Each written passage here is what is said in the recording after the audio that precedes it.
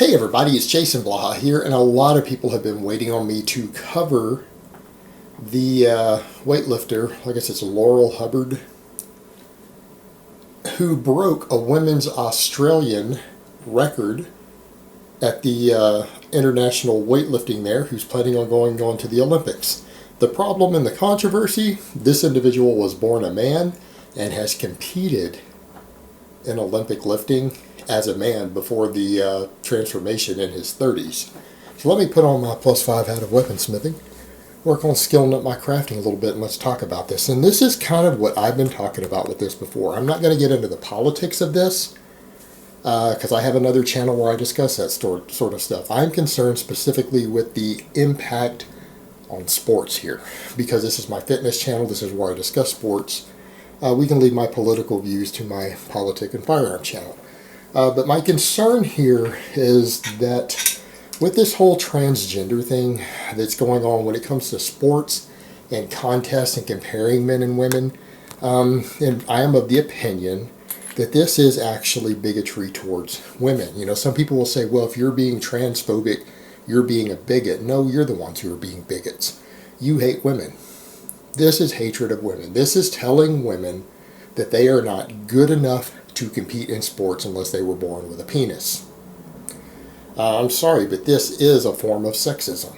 And it has no place, this extremist political stance, and this is political extremism, the way that this has been thrown around. When it goes into sports, this reminds me of what happened back in the 1940s, when Adolf Hitler, due to his extremist Aryan supremacy views, refused to allow German athletes to compete against a black runner. He refused because he said that that was an animal, not a human being in there. That was extremist political views finding their way into sports and affecting sports. This is no different. This whole transgender thing being thrown into politics is a form of extremist politics. This is an extremist stance that's being taken. And it is that, and people need to understand that for what it is. This is not normal. This is not the standard ideology that the entire world has held in pretty much every culture for a long time. This is an extreme view being forced onto people, being forced onto them by governments, and now being forced into sports. And the problem is that women are scared to speak out about it as athletes because they know they'll be penalized, they know they'll be punished in their sports, just like we had happen with Fallon Fox. The woman that he fought against and beat the hell out of had said later, yeah, they didn't tell her that she was fighting against someone who had previously been a man and had trained in MMA as a man and had probably used steroids and everything before that. Didn't tell her. She got knocked the fuck out by a dude on international television. We got to see a man, a male MMA fighter, get in a ring and knock a woman out for everyone's entertainment. Exactly what we saw there. And I took a stance on that, and Joe Rogan even took the same stance that I did, that when you have someone who went through puberty and has grown up as a male, they have a Y chromosome, they have different bone density in their upper body, they have different muscle fiber density in their upper body. And that follows all the way through life. That is actually noticeable in children. There is a different muscle fiber density. That allows men to develop more explosiveness, even independent of their testosterone later. Even when you look at untested records, people talk about hormones. Go look at the non-drug tested powerlifting world records of women and go compare them to men. In non-drug tested powerlifting, where women can use unlimited steroids, what's the most a woman's ever deadlifted raw? 600 pounds. I deadlift more than 600 pounds. My max is more than that. That's the woman's world record. Only one woman has ever deadlifted 600 pounds in the history of powerlifting on steroids, on male hormones. Let that sink in for a moment. I pull more than that. I'm on TRT. I'm not even on like drug doses like people think of. I could deadlift over 600 pounds as a max. Probably without a belt. See the difference here? That's the problem.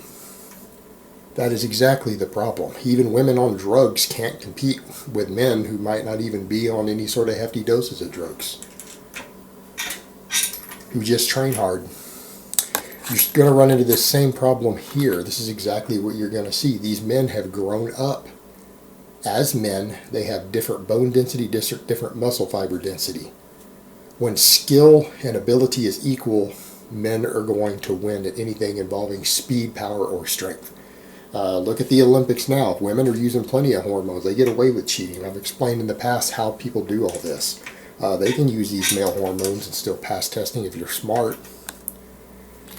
Yeah, testing catches a lot of them, but the majority get away with it. The best female sprinter, so this is even talking about just running even. This is even lower body where women technically have decent muscle fiber distribution. A woman's gold medalist sprinter against a male equivalent can't even place. They'll be like 40th place on the field if you go look at the times. The best woman in the world, number one, gold medals, non-competitive in the men's Olympic division. Even if they're managing to cheat and use hormones and get away with it. So you see this stuff happening, and this is the problem we're going to have. You have an individual who did this. He comes in, sets a national record in Australia. Not pretty big country, pretty good sized population at an international meet. At 39 years old, most Olympic lifters are getting a little long in the tooth by then.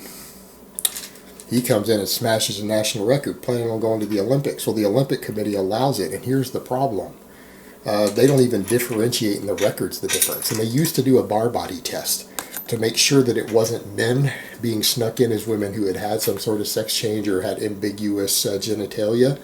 They used to do a bar body test for that in the Olympics to make sure that men weren't slipping into the women's, because they knew even back then it was an unfair advantage. Now, due to political pressure, the international body has had to rule that transgenders compete in their preferred sex as long as they pass a hormone profile test. Like they test their testosterone and estrogen. If they're on the right range, they're in the clear. They pass. But it doesn't account for the other stuff, and that's the problem we're going to have. So what's going to happen if this person goes and wins a medal at the Olympics? Again, this is telling women, sending women a message: you're simply not good enough to compete in sports, that we can replace you with men. They were born a man, but if they choose to be a woman, they can choose to be a better woman than you, because men are better than you. That's what it's basically saying, and it's telling women you have no place in sports. And if we just have enough big countries like China just start fielding teams of all transgenders, we can just do away with women's sports. They'll just win everything. And communist countries like that, to where their governments can tell these athletes, you're going to compete as a woman, you're going to go through the operation. A lot of these countries won't even necessarily have a choice as an athlete, or they'll do it for the honor of their country, depending upon their culture. Then what happens when we have whole teams being fielded of transgenders? That's it. We're done. Women don't have a place in the Olympics anymore.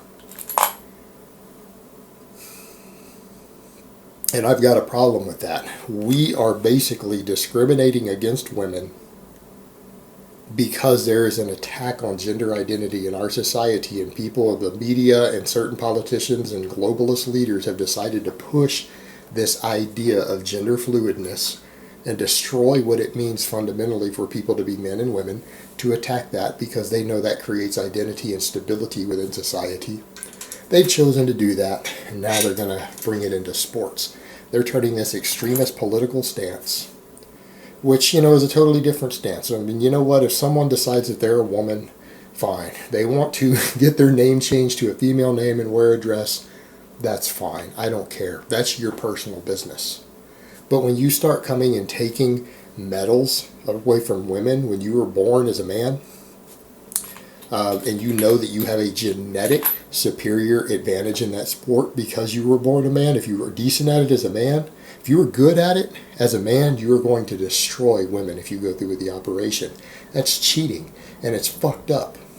And it is an insult and attack on women who were born women who want to compete in sports. It is basically telling them, if you were born as a woman, you have no place on a serious competitive playing field.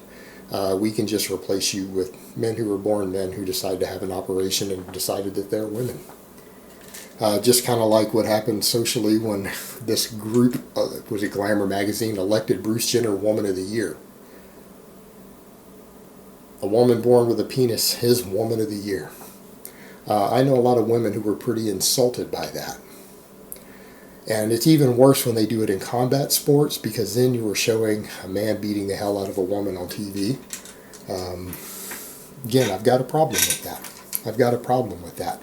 Or in some cases, we've now had female athletes lose to a male who are up for a scholarship, are losing their scholarships, their ability to go to college on an athletic scholarship. There are now at least one documented case of this happening, of them losing to a transgender athlete who was born a man, who outran them or outlifted them, lost their scholarship.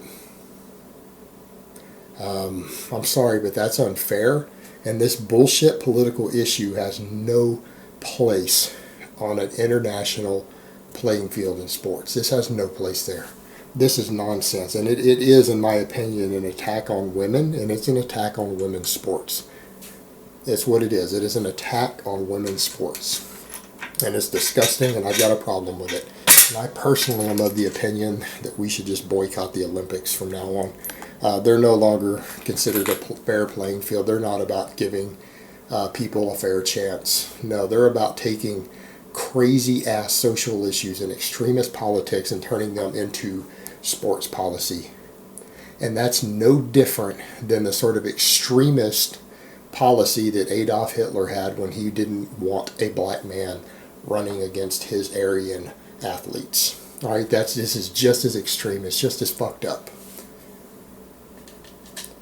And that's the difference. People will try to spin it the other way, as if you're against this, that you're the bigot. Like, I'm a bigot for believing that women who were born women have a right to play on a level playing field against each other. That they have a right to that. That they have the same rights that a man has to a fair playing field. That doesn't make me a bigot. The people who are going the other way are the bigots. You're the bigots. You're the extremists. And you hate women. Fuck you. Fuck you. That's how I feel about it. The people who want to act like they're the ones promoting equality with something like that. They're hating women. And they can go fuck themselves. Alright guys, but that's really all I have to say on that today. I hope it's been informative, and I will talk to you guys next time.